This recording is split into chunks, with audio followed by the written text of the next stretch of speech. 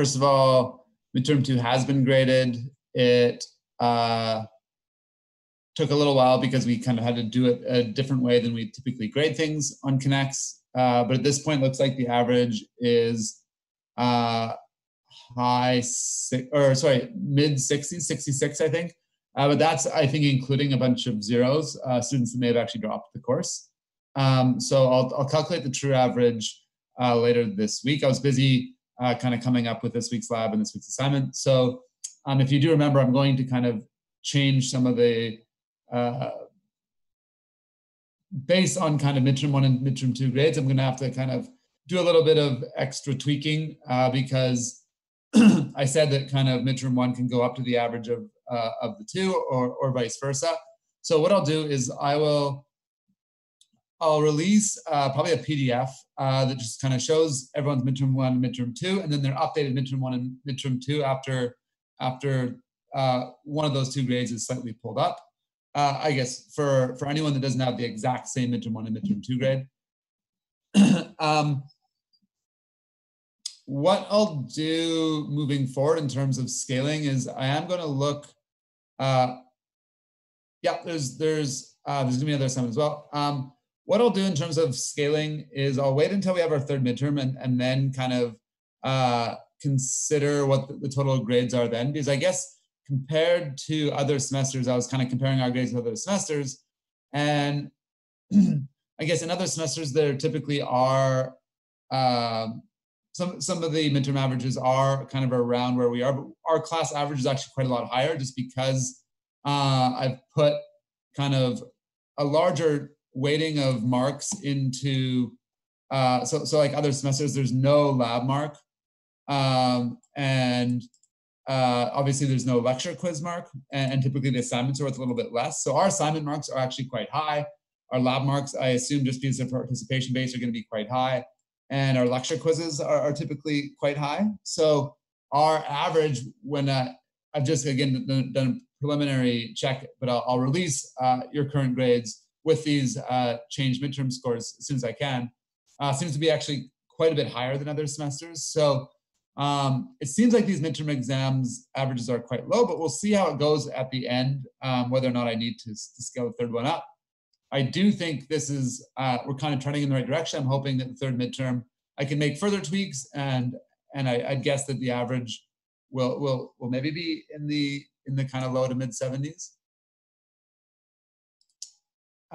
So, I mean, what we can do today is I thought I could go over the exam with you a little. Again, as I said, over the weekend, I did kind of figure out some stuff for the next lab and assignment. The lab, you're going to, again, just be getting a little bit more practice with red-black trees, including doing some implementation. So I gave the TAs a choice whether or not they want to just kind of do it in pseudocode or actual Java. They do have kind of some Java code that written, but again, depending on the style of the TA, sometimes it might just be easier to kind of draw things with a tablet and kind of talk at a pseudocode level. But it is getting you to think about doing kind of some of the recoloring and rebalancing in a red-black tree. The assignment, which I will release right after lecture ends, again, starts with, again, doing some insertions to a red-black tree, then doing some 2-3 trees, then again, kind of some more conceptual questions about kind of red-black trees, 2-3 trees, and even other B trees with other M values. And then there is going to be a little coding thing, which I'm going to talk a little bit about tomorrow. So I'll release the assignment today. Of the like 6 questions, you should be able to do the first 5, and then tomorrow's code example will tie into the assignment 5 final question. And that'll be done next Monday, and then we'll have another assignment next week, which is going to be on graphs. So that's kind of the plan at this point. I think that answers the questions. Midterm marking, assignment 5, yeah. So yeah, assignment 5 will be, I'll put it out today. It'll be due next Monday by midnight. I think a lot of the questions are similar to the worksheets. Again, like there's a couple questions on inserting into a red-black tree, a couple into a 2-3 tree, stuff like that. So I think a lot of it, I mean, it still might be time consuming drawing the trees. But again, I think a lot of it is just similar to the worksheet. And that final question, we'll talk about the code tomorrow in lecture. Any questions? And yes, there will be a total of 6 assignments. Next week's assignment will be on graphs, which we'll start talking about this week. No, I'll release the midterm marks right at the end of lecture with the assignment. Just because, again, so people can actually focus on the lecture content, and then after lecture, I'll release them. Any other questions? Okay. So yeah, and what I also thought I'd do is go through a couple of these midterm questions. I'm not sure if there are specific questions people wanted me to go through. Again, with this first one, if this one was answered pretty well. I guess the idea here is if you've got some sequence of numbers,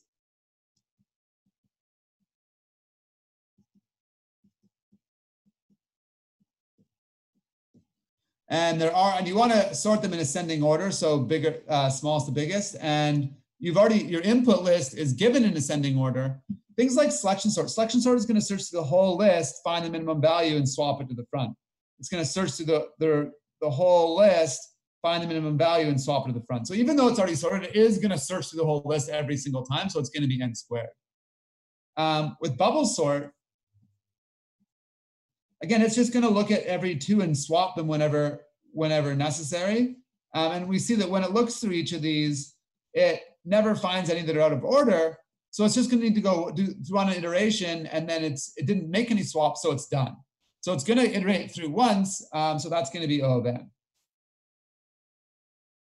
Similarly, insertion sort, it looks at an item and it says, okay, how many do I need to swap this back? I don't need to swap it back at all. How many do I need to swap this back? I don't need to swap it back at all. So it's going to do that for all these elements, and it's going to see, okay, I never need to rotate any of these items back at all. So it's just going to go through all n items and see that they don't need to be shifted at all. So it's also going to be O of n.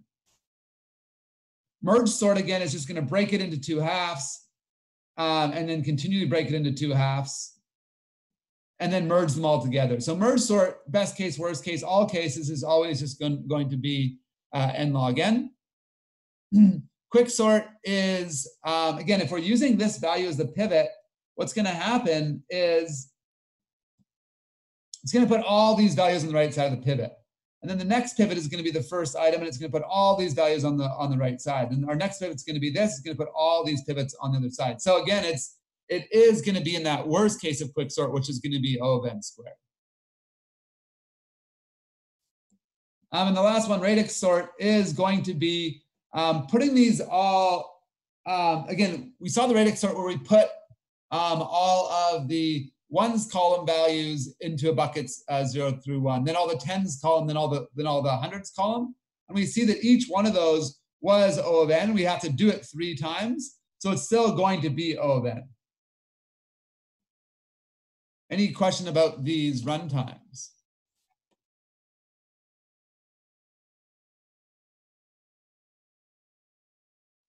Okay, yeah, so this was done pretty well. I guess in the reverse order, so again, if we have these numbers in the reverse order and we want to sort them,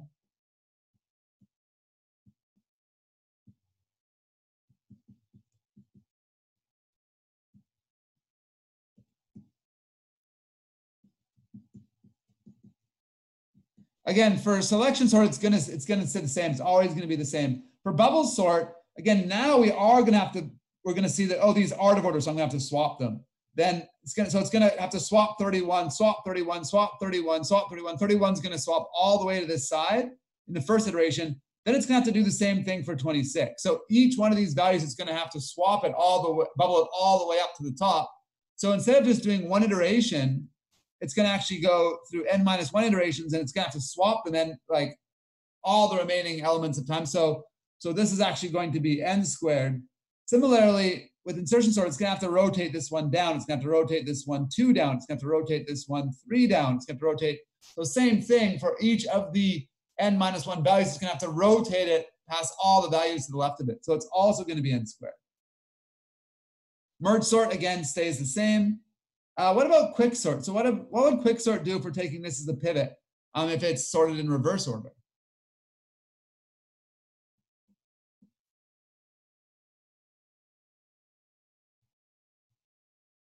What do people think for this one? So this is one I think that got the, probably most people made it. So again here, if 31 is the pivot, all of these values are going to go to the left of it.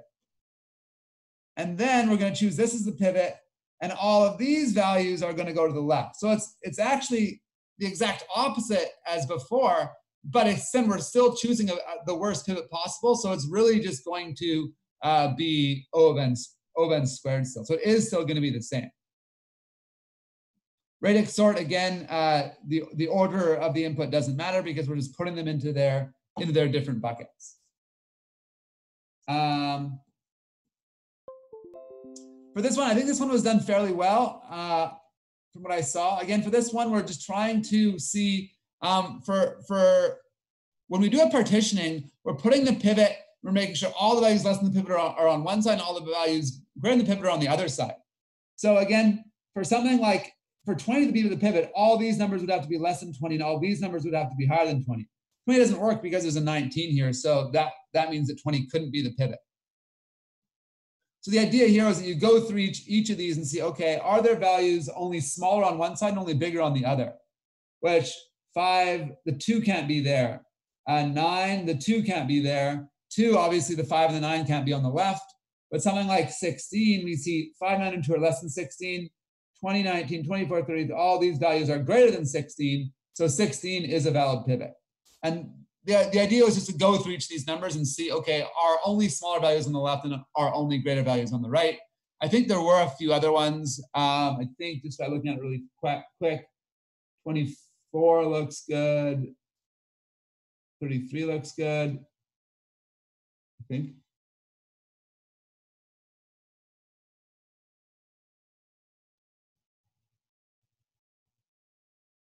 Uh, 46 is not. 52 looks good. I think those ones all look pretty good to me. But again, the idea here is that for 52, I'm saying, are all these values below 52? Are all these values greater than 52? If so, then we could have done a partition with that as the pivot value. Any questions about this?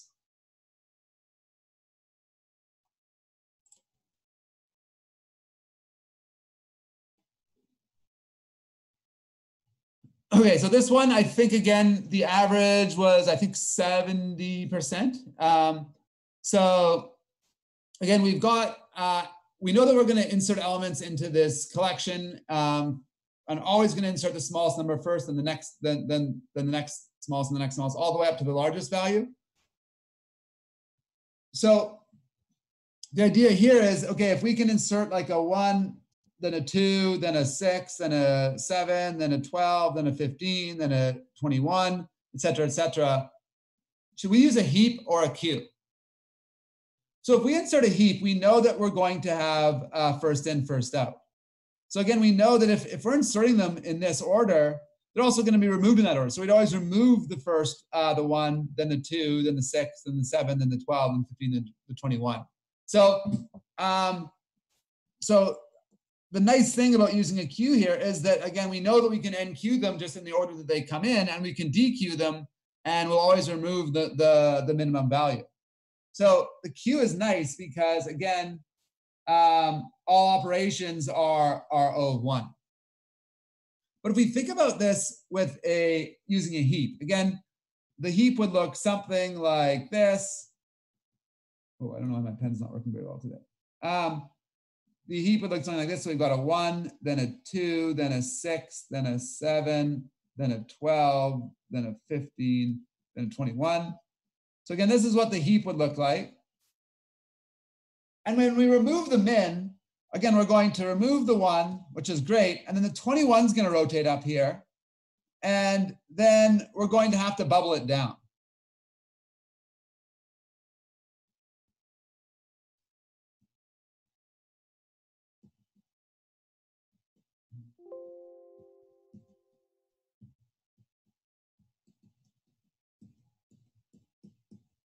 So the problem is, although the heap works and we can insert it, and we'll never have to bubble anything up because we know that we're always inserting in the right order. When we remove min with a heap, that's actually going to be log n for each remove min.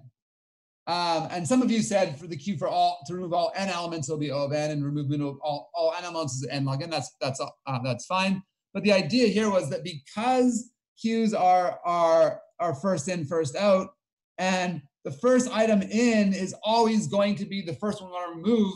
After all of these, we want to remove the first element inserted, the one that's been in the queue the longest, before any other elements behind it. We don't actually have to do anything special for the queue. The reason we motivated using a heap to implement a priority queue, because if we just did it with a regular list and that list was unsorted, there'd be a lot of time associated with actually having to sort that input sequence. So the idea here was just to kind of consider the fact that because we have some information about the input data that's in ascending order, we know we always only want to remove the minimum value, a queue will actually work just fine for this particular problem. Does that make sense? Any questions about this? Yeah, so as Leo said, yeah, we're gonna have to heapify down this, which will be a log n operation.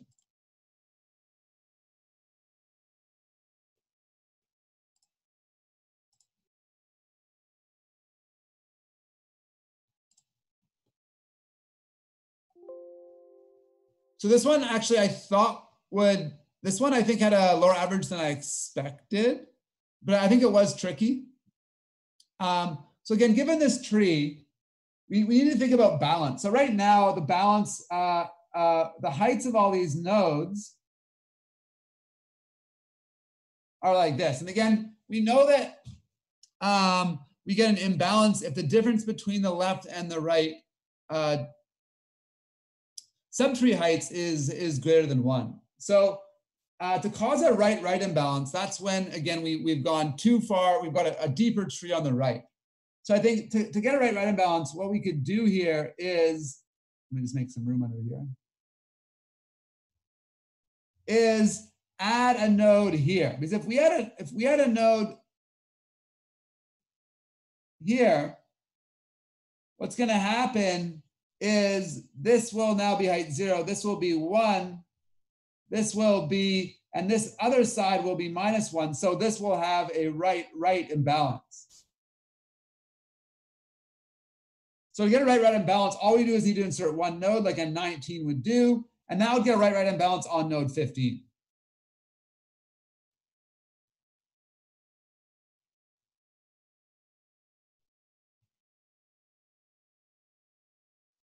Any questions about this? Oops.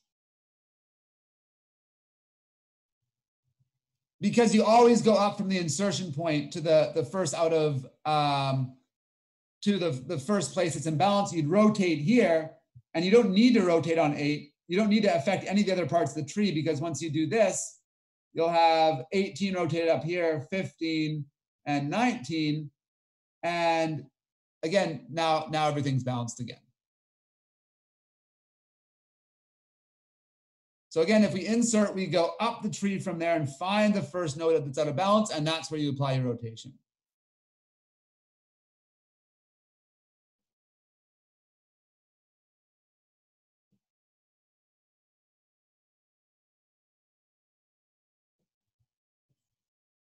Oh. So for a right-left imbalance, it's going to be very similar. Again, if we add a node over here,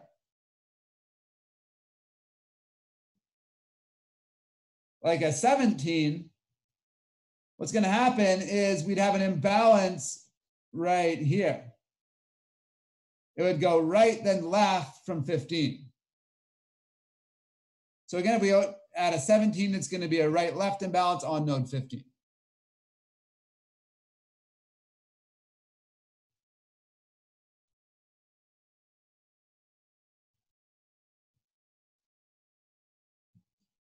In terms of our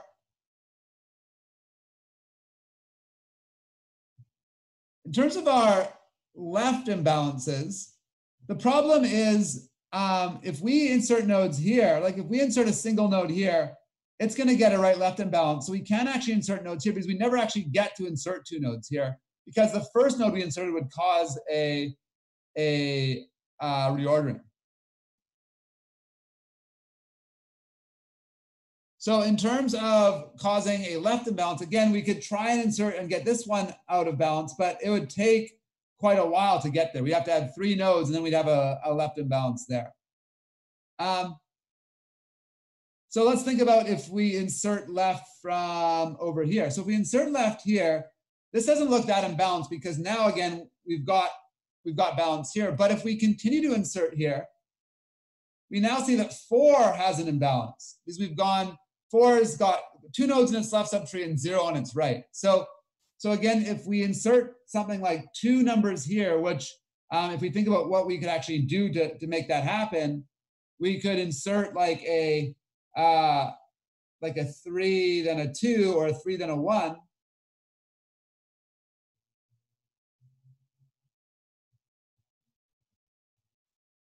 What that would get us is a left imbalance on 4. Similarly, if we inserted like a 1, then a 2, or a 1, then a 3, we'd get the exact opposite.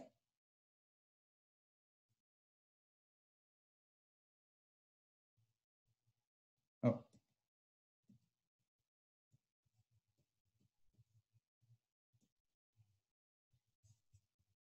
That's a left and a right on 4.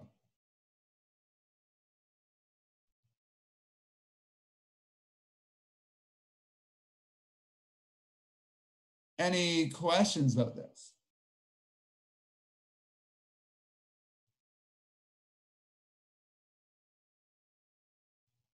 I don't think you get, it was just fill in the blank. No, you're always working with the original tree.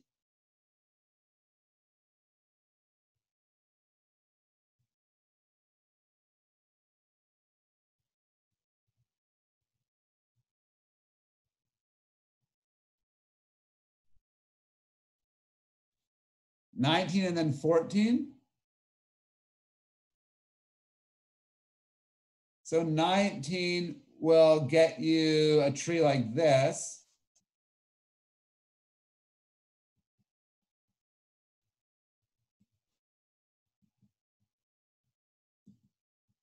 And if you insert 14, you're going to get a tree like this, which would get you a right-left imbalance.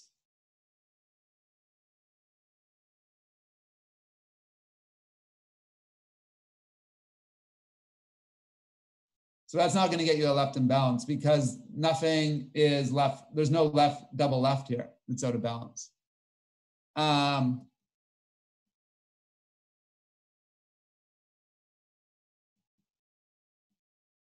14, 13 would get you a 14 here and a 13 here.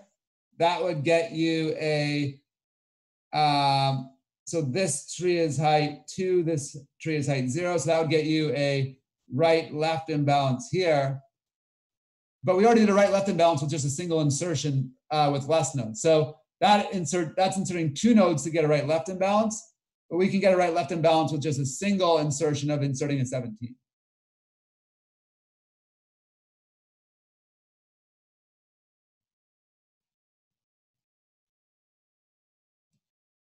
Again, inserting a 16 causes a rotate.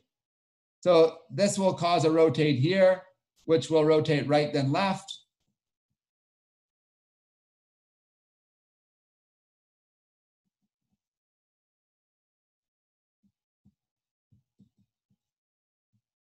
I'm sure this pen's not working very well today.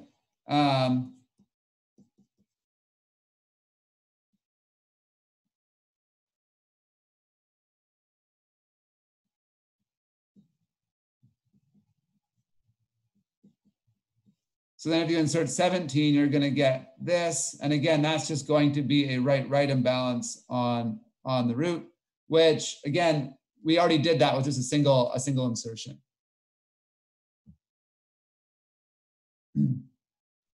So I think the idea was to see that kind of this is already a little bit out of balance. So you can complete the imbalance by inserting something to the left of it or the right of it, and that'll get your right, and your right, whereas the left, these parts were a little bit more challenging. I guess the idea was you need to kind of think about the fact that you could actually insert off the 4 to get a left, or a left, right.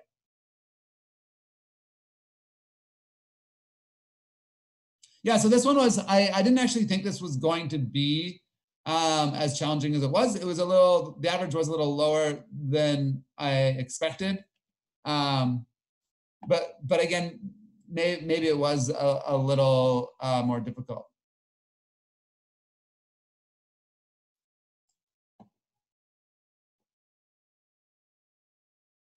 So these last two, I don't want to spend the whole class going over this, but the last two, this is just like the assignment, where on the assignment, you had to do a bunch of kind of using the heap for min frequency. The idea here was that you kind of loop through while the heap isn't empty and the item that you remove has a frequency at least bigger than min frequency. And if so, you add 1 to your count. So like,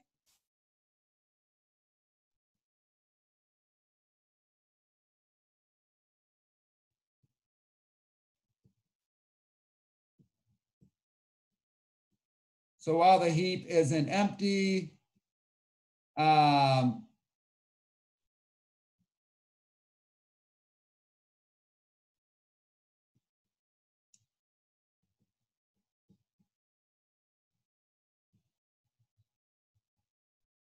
remove min, you're going to remove the minimum if E dot get frequency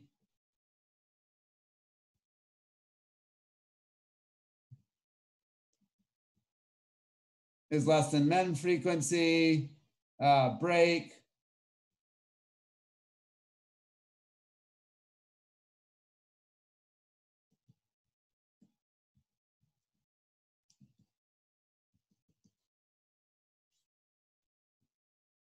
So as long as the heap isn't empty, remove the minimum item. As long as the minimum item is bigger than the minimum frequency, you're going to count up. Otherwise, you're going to break out of the loop and return.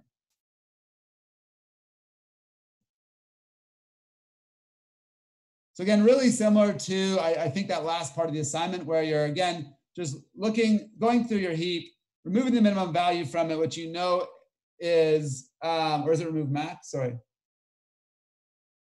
Might be remove max. Oh yeah, sorry, remove max. It's a max heap. Remove the maximum value. As long as that value's frequency that you removed is bigger than the minimum frequency you want to count, that you're going to keep counting up. But whenever you find one that's too small, you know that all the remaining values in the heap are going to have a frequency smaller because it's organized by heap, or sorry, by frequency number. So you can break out and just return your count right away. Does this make sense? So again, it's just remove. You're going to keep getting all these really free, these words with really high frequency. Eventually, you're going to find one that's less than the minimum frequency threshold. So that's when you want to stop. I guess you could also just return the count right here if you wanted, instead of breaking. Any questions about this?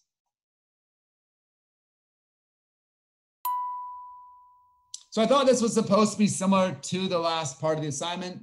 So again, if you kind of understood how the heap worked, understood how to do that last part of the assignment, I was hoping you could kind of translate that knowledge into kind of doing this, which is a similar problem where you're, again, repeatedly removing from a heap and kind of checking something. Like in the assignment, you check to see if it began with a certain letter or if it was a certain number of characters long. Now we're just seeing, okay, well, is it above a certain frequency? Any questions? No questions? So the last one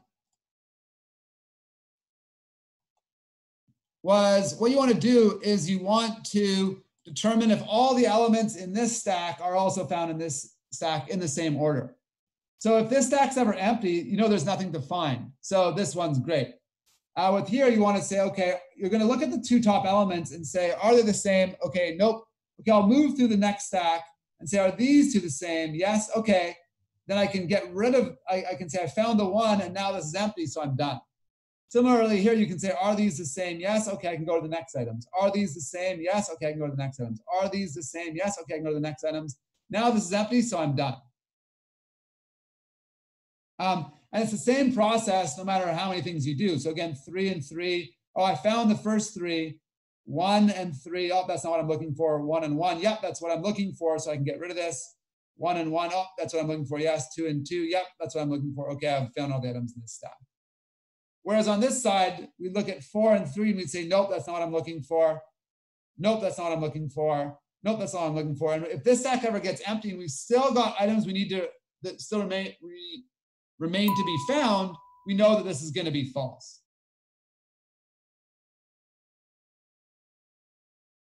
So the idea here was that you have, again, these integer stack A and integer stack B.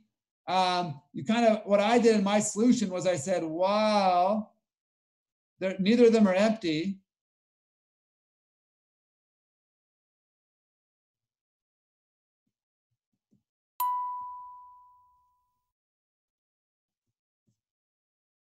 And you can do this recursively as well. I'll do it without recursion. Check if the tops are the same. Is there a method called top? Yes, there is.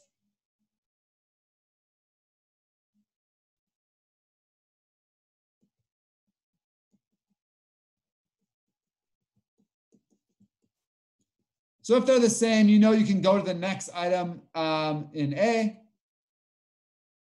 Either one, whether they're the same or not, you're going to pop from B.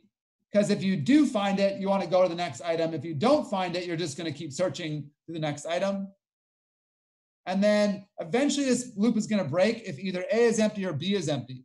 So if A was empty, you want to return true. If it wasn't empty, then you want to return false. So you just have to return whether or not A is empty. When one of the Q stacks becomes empty, you want to return whether or not it's A that's empty.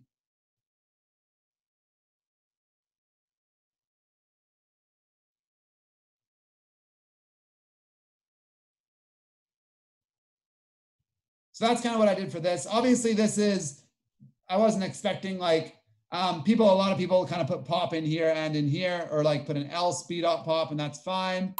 And at the end, like said, if A is empty, return true, else if B is empty, return false. That's all fine. This is kind of what this implementation here is probably written in less lines of code than most people wrote it. Any questions about this?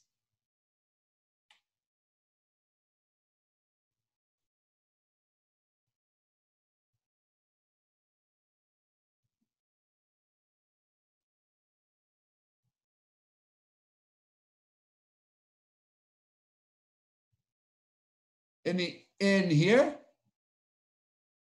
Does pop return the item? If so, yes, you can. But you don't want to pop A here, because you only want to pop A if you find a match. Otherwise, you need to search for it later on down B. You can pop B here though, yeah. If A top equals B dot pop, yeah.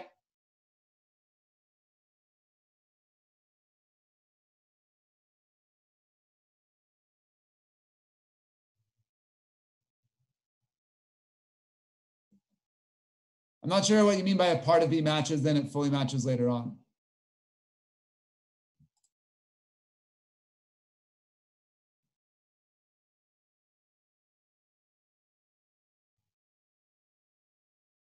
Like for this case, again, you're not seeing a 2 of the match. You're seeing these 2 match. So you're done with the 1s. Then you're not going to find a 2 match until the end. So you've only really found the 1 and the 2 in the right order. So although all the right items are there, this will match with this 1, this will match with this 2, and then you haven't seen a 3 and a 2 below that.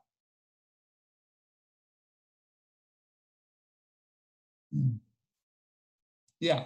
So again, it has to be in the same order. So like you're always looking for the 3 first. Once you find a 3, you can move on and look for a 1. Once you found a 1, you can go on and look for another 1, which you can't find. And that's why here there's always matches in the right order.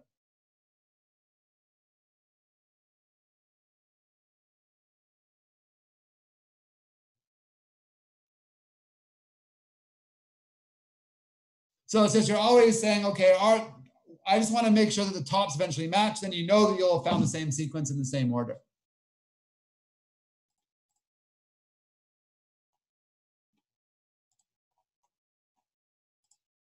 I can go over these more in office hours. I just did want to kind of talk about it a little bit with you. 15 minutes. We don't have a lot of time here. I might actually move through the first one because I think, again, the first one is fairly time consuming, but again, all we're really doing is to convert this into a red-black tree. We can kind of just circle nodes in the and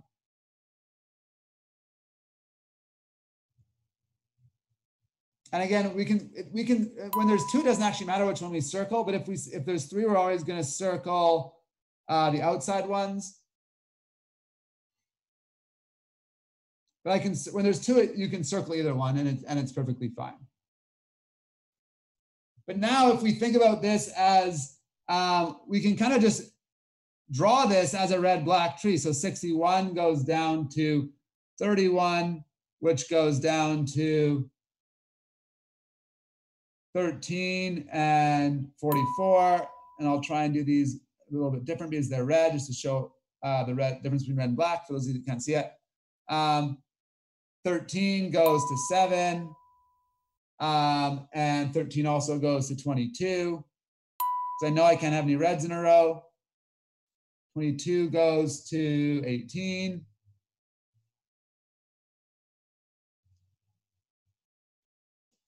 44, oh wait, 44's left goes to 38.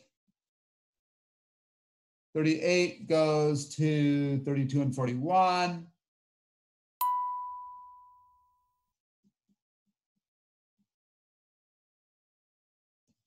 What about 44's right goes to a, oh, I need to color one of these red. It doesn't actually matter, but whichever one I color red. So again, I can show both examples here. If I colored 57 red, then I know that it's going to be 57 first because I can't have two reds in a row, and then left to 51. If on the other hand, I'd colored 57 red, what it would look like instead is it would be the 51 black, oops, and it's going to go right to the 57. But either one, for these two nodes, it doesn't matter which one you color red. But again, as long as we color one of them red, then it's just making sure that we always connect, we never collect two reds in a row. And it's just really just drawing this out again, which again, I don't think is too bad, but it's interesting to see that again, you just can make a red-black tree from a B tree. Although both are used typically for different types of applications. Again, because red-black trees are typically used because of their fairly cheap balancing, just because they don't have to calculate height of the whole tree. It's just looking at this red or black color bit. Whereas B trees, again, are typically used with high values of M. So it's way more associated with minimizing the number of memory accesses because you want to be able to read a whole really large node which has links to so many of its other children with a single memory access.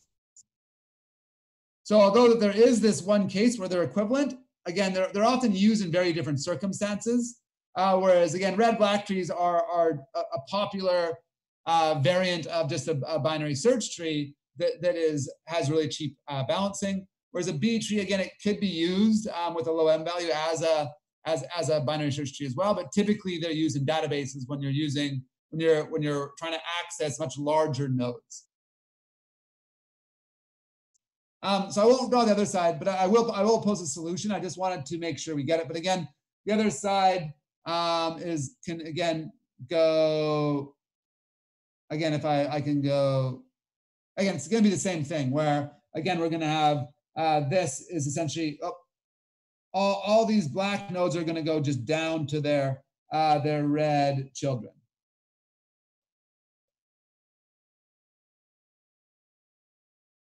So I'll move to the second question because I do think this next question is interesting this is again thinking about B trees in practice. which I do think is nice. And this is the type of assignment that I got back when I did B trees. Obviously different values, but this is kind of a typical way of thinking about why B trees are used. Yes, you could. So your two trees, you can always choose which one to make red. You just have to make sure that when you're drawing it out, you never have two reds in a row. But yeah, I'll post. I've got a solution ready for this. But I did want us to think about this other example, because I do think it's something new beyond what we've actually already seen in the videos. So we've got this application where, again, we've got stuff in memory that we can access, and maybe this memory is on some web server. But essentially, what we can do is with one memory read, we can read 4,096 bytes with a single memory read. And again, what we've got inside of our nodes is each node in this B tree has a whole bunch of pointers to its children nodes. It's also got a pointer up to its parent because that can be really useful for splitting. And then it's also kind of got it's got keys, which is used for organization, and these data pointers. So what the data pointer would be is it's saying, okay, this is the key for this particular for an item right here, might be like 13, but maybe that's that 13 is the unique identifier for someone's employee number.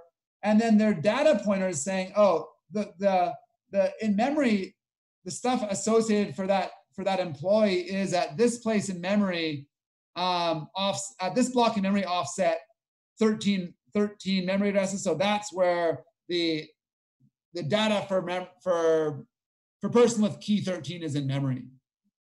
So the idea here is that within a node, I can try and draw this a little better. Within a node,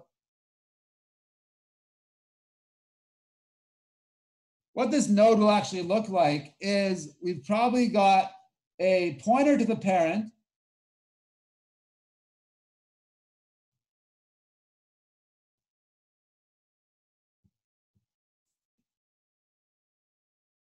a pointer to the first child, and then the key.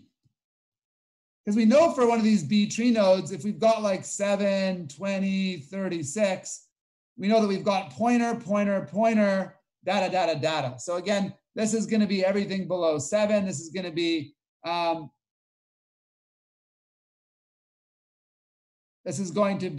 keys between 7 and 20.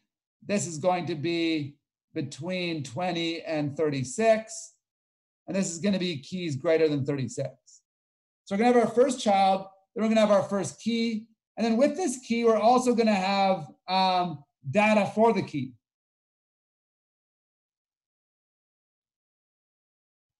And essentially, instead of having, like, again, if we're working with student objects and every student's got their unique student number as the key, instead of having all the student object in this node taking up space, again, maybe a student object, each student object has a whole bunch of their whole schedule, their transcript, and that whole stuff might take up like 3 megabytes of all that information. Instead of having a large thing of space for the data, instead what we're going to have is we're going to keep the address of where that information is located. So we're just keeping an address of where the data for this key 1 is located on maybe some other web server. And then again, we've got our second child, which is a pointer to the second child, and then the second key, and then the data for the second key.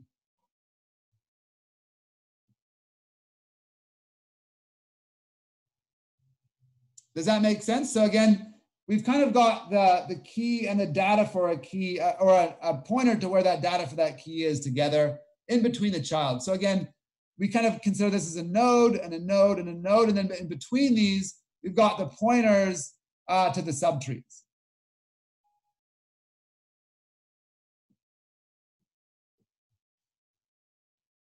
Does that make sense? How this would actually be used?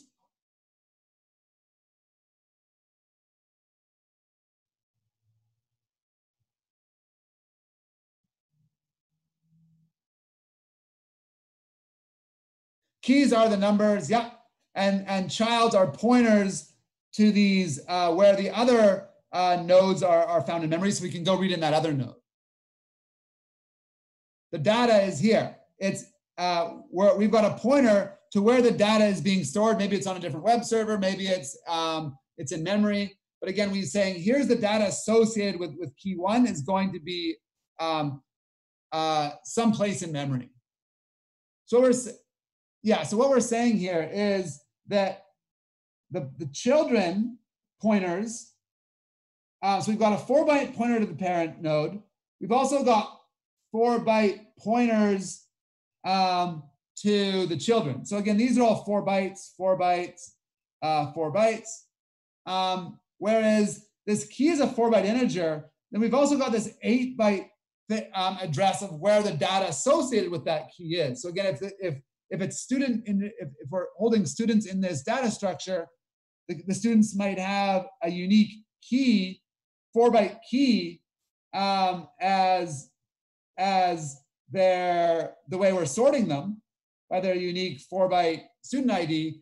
And there's an 8-byte pointer to where all the information for that student is stored on some database somewhere. So what we're trying to do here is, if we can read 4,096 bits at a time, or bytes at a time, what we want to do is jam as much stuff as we can into this 4,096 bytes. So we know what we're going to have is the parent pointer here, and that's going to take up 4 bytes. Then we know we're going to have C1 and then key 1 and then the data 1, because again, we've got the key and the data for each object together. Then we're going to repeat this. We're going to have child 2, then key 2, then data 2, et cetera, et cetera.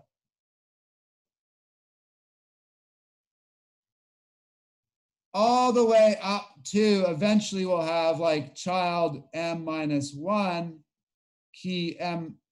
Oh, I don't know why this pen's screwing up so bad.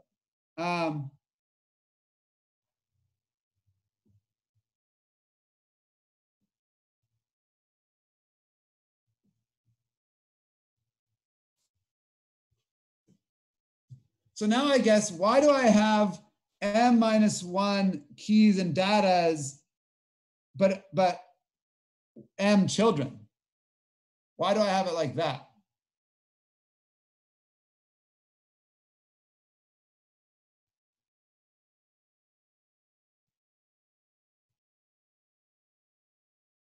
Yeah, because it's a B tree, which again, if m equals 3, we know that means we're going to have that we have 3 children. So we have 3 child pointers, but only 2 keys, right? So I'm saying if I've got m child pointers, I'm going to have m-1 key and data pairs.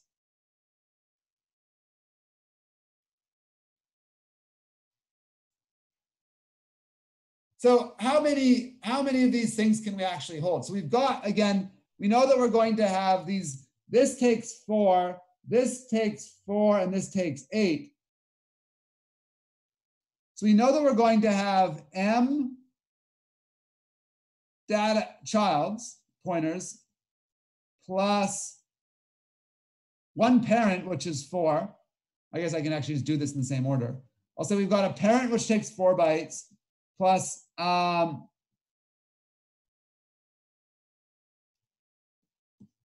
m number of 4-byte child pointers, plus m-1 of these key data pairs. And those key data pairs are 4 plus an 8, which is 12.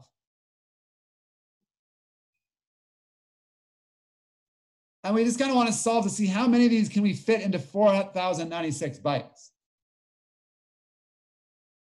So I guess what we can do is we can just say this is actually just 4m plus 12m, 16m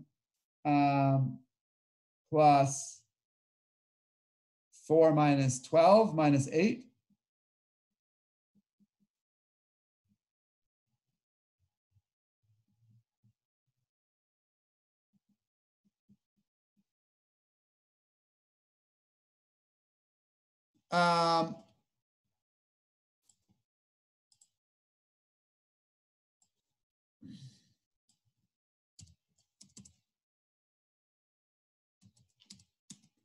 So what that means is our m, we're going to have to round it down, but our m is going to be 255.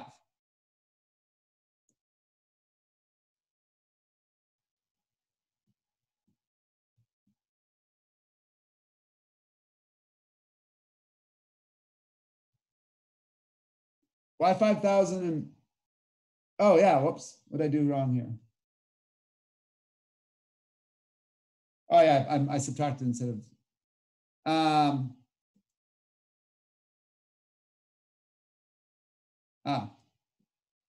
my bad.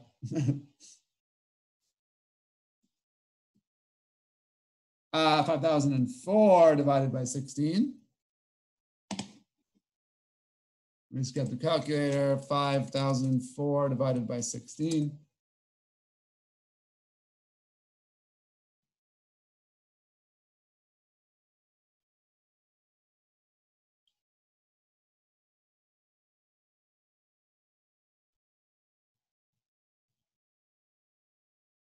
Oh, wait, that's wrong. Wait, this is just plus 8, 4, 1, 0, 4. Yeah, so, yeah, no problem. Good catch on my original error though. So 4104 divided by 16 means that our m is going to be 256. Again, we're gonna have to round down because we can't obviously take up, if we've got 4,096 bytes, we can't actually overload it. We're gonna have a little bit of empty space, which is fine. So what we're saying here is this means our m is 256.